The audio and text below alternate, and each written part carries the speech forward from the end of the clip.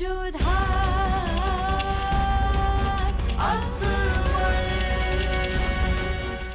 धारावाहिक किसी प्रकार की ऐतिहासिकता का दावा नहीं करता। तत्कालीन परिस्थितियों को दर्शाने के लिए आवश्यक और उचित नाटकीय रूपांतर किए गए हैं। ऐतिहासिक रूप से जोधाबाई के स्थान पर हरकाबाई, हीर कुंवर जैसे नाम इतिहास में प्रचलित हैं। ये धारावाहिक किसी भी सामाजिक परंपरा और पारिवारिक संबंधों का ऐतिहासिक दावा नहीं करता है। इसका उद्देश्य किसी भी समुदाय की भावनाओं को ठेस पहुंचाना नहीं है। सब लोग गौर से सुने। शहंशाह का हुक्म है कि हर जरूरतमंद के लिए खाना शाही बावर्ची खाने से ही जाना चाहिए। और ध्यान रहे, आगरा में कोई भी भूखा न रहने पाए। अगर आप लोगों को ये खाना पकाने के लिए दिन और रात जगना पड़े तो जगना पड़ेगा। आप लोगों को ये काम पूरा करना होगा। शहंशाह के हुक्म से महल का हर शख्स इसी कोशिश में लगा था कि बेघर और भूखों को राहत पहुंचाई जा सके। जरूरतमंदों के लिए खाना शाही बावर्ची खाने से जा रहा था।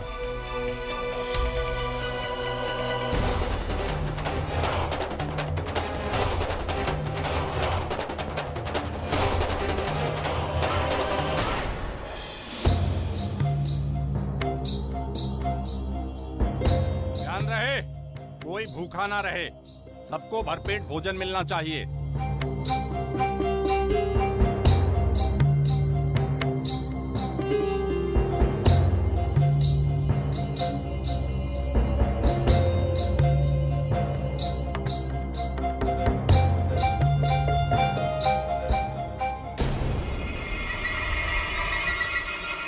खाने में जहर है, ये खाना मत खाना, ये खाना जहरीला है।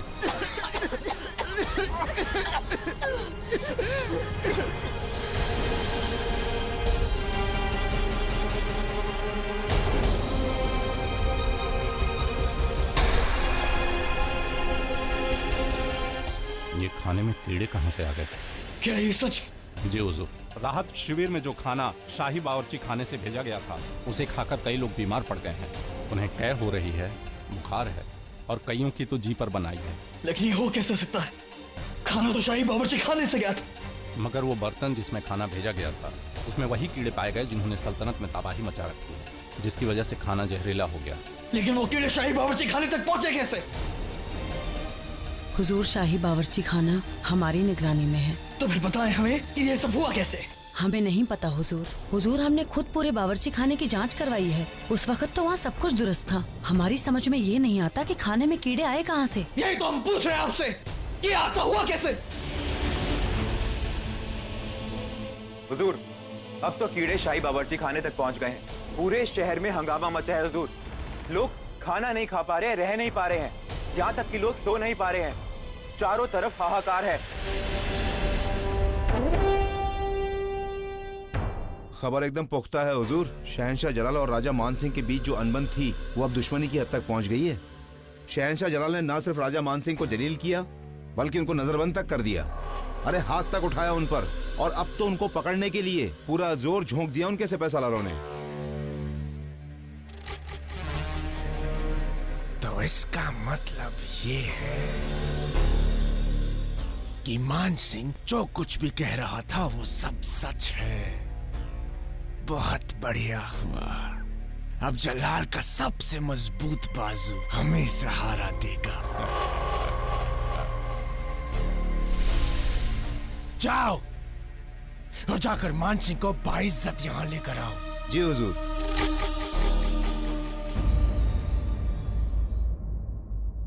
आपा, अस्सलाम वालेकुम। वालेकुम सलाम। अस्सलाम वालेकुम। वालेकुम अस्सलाम। कहिए आपा, कैसे आना हुआ? सब खैरियत से?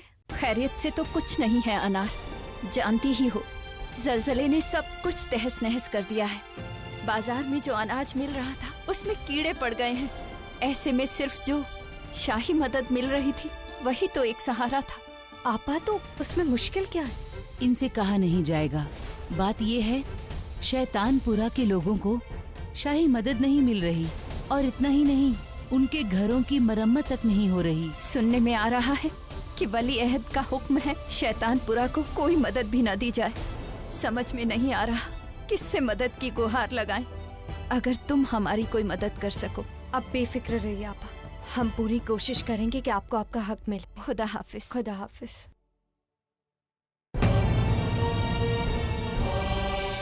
इधर हम जानना चाहते हैं कि राहत के काम कहाँ तक पहुँचे हैं। क्या हर जरूरतमंद को सही तरीके से मदद मिल पा रही है? शहजादे, कुछ घर अब तक बाकी है, कुछ जगह ऐसी है जहाँ अब तक राहत नहीं पहुंची क्योंकि आदमी कम है। उम्मीद है कि 2-4 दिनों के अंदर काम पूरा हो जाए। इधर 2-4 दिन? क्या आप समझ रहे हैं कि ये 2-4 दिन उन भूखे और बीमार लोगों के लिए क्या मायने रखते हैं? अगर इसी रफ्तार से काम चलता रहा क्या क्या जवाब देंगे हम अपने अवाम को और क्या कहेंगे शहंशाह से? समझिए आप इस बात को। माफी चाहते हैं, कोशिश करेंगे कि 24 घंटों के अंदर ये काम पूरा हो जाए। अगर आप जा सकते हैं।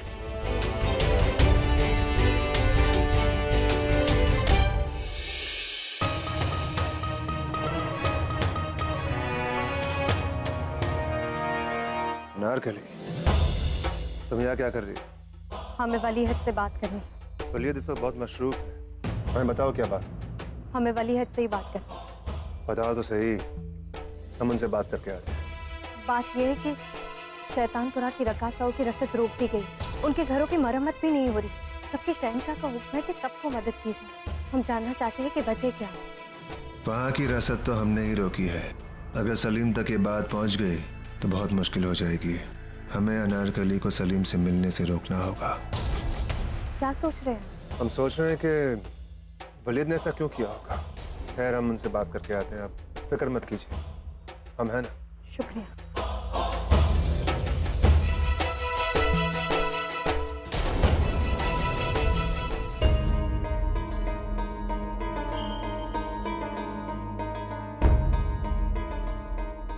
शहजादे, कोई आपसे मुलाकात करने आए।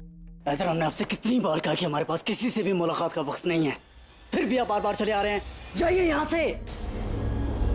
ठीक है, हम आपका पैगाम उस तक पहुँचा देंगे।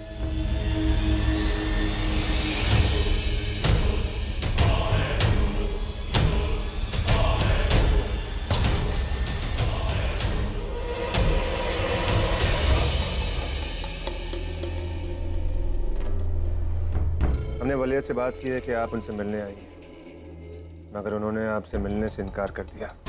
शायद उन्हें आपकी और शैतानपुरा के रकासाओं के परेशानी से कोई फर्क नहीं पड़ता। हम आपकी मदद करना चाहते हैं, मगर वलीद का हुक्म है, हम उसमें कुछ नहीं कर सकते।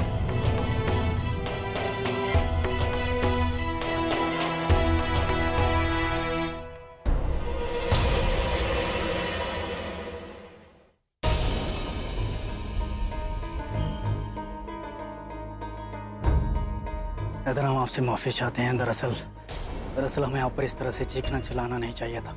कोई बात नहीं, अब वलीद कुछ भी कह सकते हैं। ऐसी बात नहीं है इधर। दरअसल इस वक्त मजलूमों की मदद करना किसी से भी मिलने से ज्यादा जरूरी है। इधर हम चाहते हैं कि आप काम पर लग जाएं।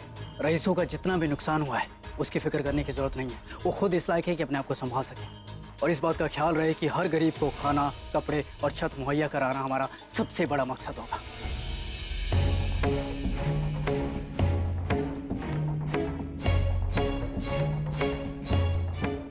मान सिंह, हमने आपको यहाँ इसलिए बुलाया है क्योंकि हमने जो भी आपसे कहा वो अक्षय शाह ठीक है। बेशक वो अपने मतलब के लिए कुछ भी कर सकता है, किसी भी हद तक जा सकता है। जब वो अपने अतालिक पैराम खान का नहीं हुआ, महामंगा का नहीं हुआ, हमारा नहीं हुआ, तो फिर वो आपका क्या होगा?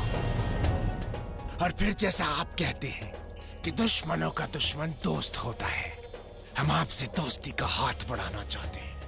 हम भी। हमें उम्मीद है ये आंधी हमारे लिए लाभदायक हो। तो सुनिए मान सिंह, जलाल पर हमला कब और कैसे करना है ये हम तय कर चुके हैं।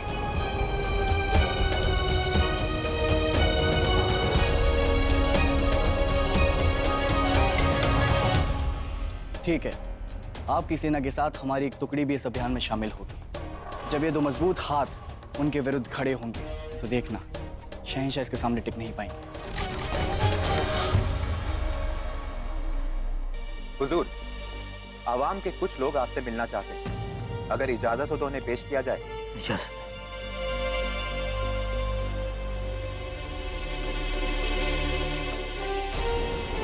इस गुस्ताखी का क्या मतलब है शाह मंजूर? ये गुस्ताखी नहीं है, बल्कि एक आईना है जो दिखा रहा है कि आवाम की क्या हालत है। इन कीड़ों ने ना सिर्फ फसल बर्बाद करी है, बल्कि ये लोगों को जख्म दे रहे हैं। लोगों के दिलों में खौफ है हुजूर, और आंखों में ये उम्मीद है कि सल्तनत उनके लिए क्या करेगी। आप लोग जा सकते हैं। क्या इस मुश्किल का किसी के पास कोई हल है कि उन कीड़ों को कैसे खत्म किया जा सकता है?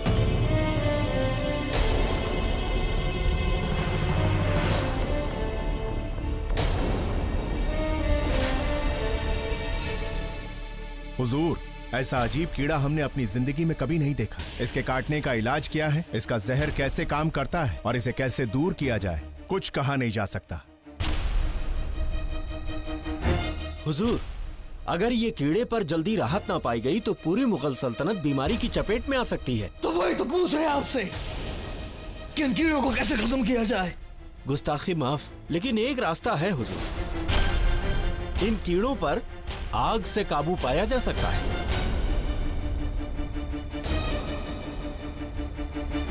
आप ये कहना चाह रहे हैं कि जिन खेतों में कीड़े पनाह ले रहे हैं उन्हें जला दिया जाए? ये क्या हल हुआ? यही एक हल बचा है बिरबल साहब। शहंशाह, ये गलत है। वो फसल किसानों की साल भर की मेहनत है। अगर फसल ही जल गई तो किसान खाएंगे क्या? उन फसलों को फिर से उगाया जा सकता है, लेकिन ये कीड़े हमारी आवाम के लिए बीमारी की वजह बन रहे हैं। अगर उन लोगों ने अपनी जिंदगी खो दी तो उन्हें वापस नहीं लाया जा सकता है।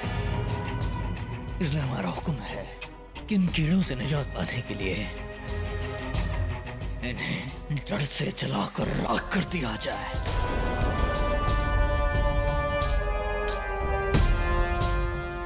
हुक्म की तामील होगी हुजूर।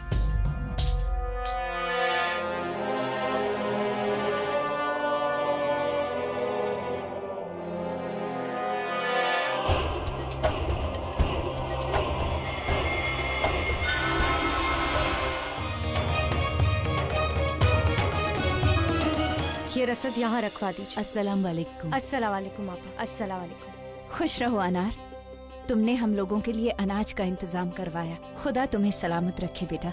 मुआफी चाहते आपा, बहुत ज्यादा कुछ नहीं कर पाए, बस यही रसद था घर में। कुछ गेहूं, दाल, चावल और बाजरा लाए। जैसे ही हमें महल से और रसद मिलती है हम यहाँ पहुँचाने की कोशिश करेंगे। अनारकली, ये तो तुम्हें मिलने वाली रसद है ना? अपने हिस्से का अनाज तुम हमें क्यों दे रही हो? तुमने शहंशाह से जाकर हमारे बारे में फरियाद नहीं की क्या? आपकी फरियाद पहुंचाने हम वलीअहद के पास गए थे। उन्होंने मदद नहीं की? नहीं आपा, शायद हम जैसे लोग वलीअहद के लिए कोई मायने नहीं रखते। खैर ये सब छोड़िए आपा, अगर आपको रकम की जरूरत है तो। नहीं अनार, तुमने जितना किया काफी है। हम तो आपके कर्जदार। आपने मुसीबत में हमारा साथ दिया था। जिंदगी भर कोशिश कर ले तो भी आपका वो एहसान नहीं भुला सकते हम। अब इजाजत दीजिए। खुदा हाफिज। खुदा हाफिज। खुदा हाफिज।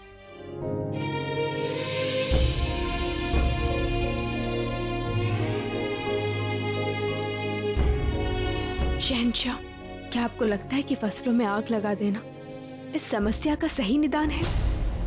एक किसान महीनों सालों अपना खून पसीना बहाता है, तब जाकर फसल तैयार होती है। किसी भी किसान के लिए फसल उसके संतान की भांति होती है। उसकी निराई, गुड़ाई, सिंचाई सब वो करता है। तो क्या ऐसे में आग लगा देने का निर्णय उचित है?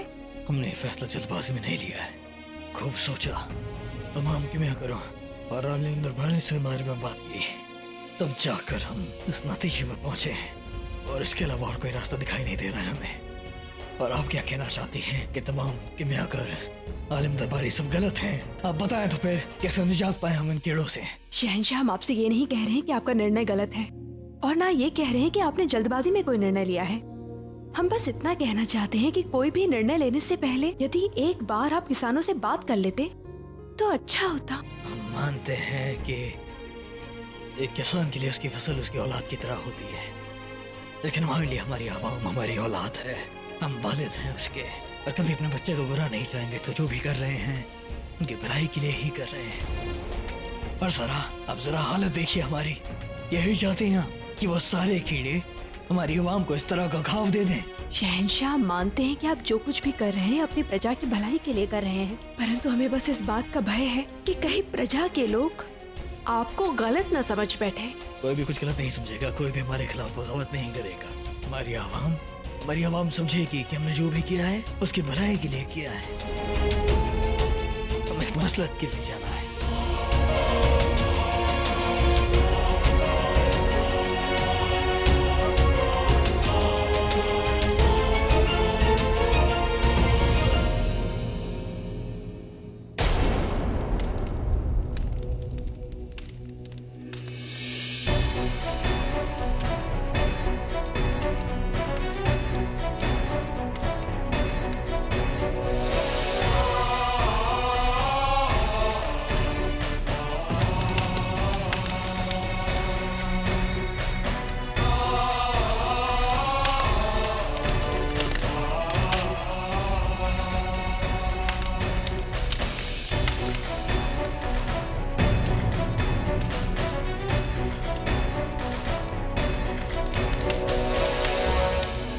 शहंशाह, आपके हुक्म की तामील हुई है। जिन जिन खेतों में कीड़े थे उन्हें जला दिया गया है। ये फैसला हमारे लिए लेना बहुत मुश्किल था, लेकिन एक शहंशाह होने के नाते हमें ऐसा करना पड़ा। समस्या का हल अभी पूरी तरह से नहीं हुआ है शहंशाह। खबर है कि सल्तनत के बाकी हिस्सों में भी इस तरह के कीड़े पाए गए हैं। क्या ये कीड़े पूरे हिंदुस्तान में फैल गए? नहीं शहंशाह, सिर्फ सरहिंद कालानूर से लेकर अजमेर, मथुरा, लाहौर, या ये कह लीजिए कि जहाँ जहाँ पर मुगल सल्तनत का परचम लहरा रहा है वहीं वहीं पर ये कीड़े हैं और कुदरत का कहर बरपा रहे हैं। मगर ऐसा कैसे हो सकता है? तुम्हारे कहने का मतलब है कि ये कीड़े सिर्फ हमारी सल्तनत में फैले हैं? अजीब बात है, मगर ये सच है शहंशाह। मेवाड़, उदयपुर, गोलकुंडा, विजयनगर, जो भी रियासतें मुगल सल्तनत के अख्तियार में नहीं है, ये कीड़े वहाँ पर नहीं हैं। ये कीड़े सिर्फ मुगल सल्तनत पर अपना कहर बरपा रहे हैं। शहंशाह, आप समझ नहीं रहे हैं और हम समझा नहीं पा रहे हैं कि ईश्वर हमसे रूठ गए हैं। न जाने अभी क्या क्या होना बाकी है। हमने कभी ख्वाब में भी नहीं सोचा था कि हमारा आगरा इस कदर चलेगा।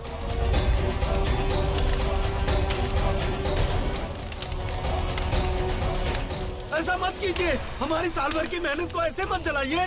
हमारे बाल बच्चे इसी फसल के सहारे जीते हैं। ये शहंशाह का हुक्म है, तामील होके रहेगा। ये कैसा हुक्म है? ये कैसा कानून है शहंशाह का? इस फसल को हमने अपनी औलाद की तरह पाला है। ये सब आपकी भलाई के लिए ही किया जा रहा है। ये फसलें इन कीड़ों की पनाहगाह हैं। अगर ये और बढ़ेंगे तो सबके लिए जानलेवा साबित होंगे।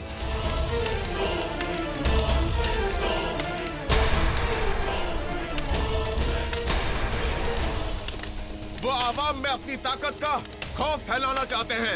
या खुदा मदद कर। अरे शहंशाह खुद सल्तनत के खुदा बन बैठे हैं। अब कौन हमारी मदद करेगा? ये कैसी भलाई है? खेतों को जलाकर किसी का भला हो सकता है? ये तो ज्यादती है। शहंशाह सिर्फ और सिर्फ अपना भला देख रहे हैं। वो तो खुद महल में महफूज हैं, जहां उन्हें कोई छू नहीं सकता, लेकिन आवाम को तकलीफ पहुंचा रहे हैं। आवाम बेचारी जलजले के कहर से अभी उभरी भी नहीं है और शहंशाह फसलें जलवा रहे हैं।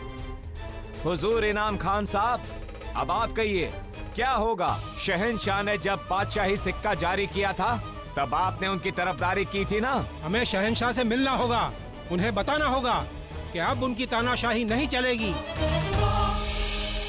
जल्दी दरवाजा बंद करो, शहंशाह के पास कोई ना आने पाए। अवाम को वहीं पर रोक दो। दरवाजा बंद करो जल्दी, किसी को मत मार। मुर्दाबाद शहंशाह तकबर, मुर्दाबाद शहंशाह, मुर्दाबाद। प्रजा विरोध पर उतर आई है। ये सब ठीक नहीं हो रहा है। एक के बाद एक मुश्किलें आती जा रही हैं। न जाने क्या होने वाला है। हमें शहंशाह से मिलना चाहिए। अम्मी जान, हम ये तो नहीं जानते कि शहंशाह का निर्णय सही है या गलत, परंतु हमारा ये कोलाहल कैसा हो रहा है अम्मी जान?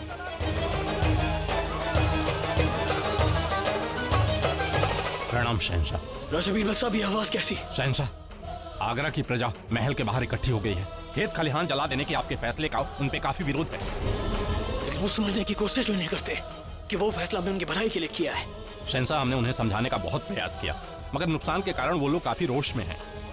जब उनका गुस्सा शांत हो जाएगा तो हम दोबारा उनसे बात करेंगे। नहीं राजा बीरबल साहब, हम अभी इसी वक्त हमारी आवाम से जाकर मिलेंगे ताकि हम आवाम को अपनी बात समझा सकें। नहीं शहंशाह, आप ऐसा मत कीजिए।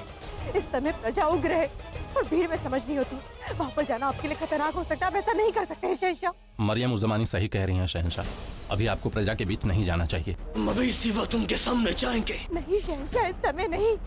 हमने आपको पहले भी चेताया था कि आपको पहले प्रजा को अपने विश्वास में लेना चाहिए, परंतु समय आपने हमारी बात नहीं सुनी। पर अब बस जोधा बेगम, जो हो गया हो गया, लेकिन अभी इसी वक्त हमें हमारी आवाम से रूबरू होना होगा ताकि हम उन्हें समझा सके कि जो फैसला हमने लिया वो उनकी भलाई के लिए लिया। हमारी आवाम हमारी औलाद है, हमारी रियाया है। हमें यकीन है कि वो हमारी बात को समझने की पूरी कोशिश करेगी। हमें उन्हें समझाना होगा।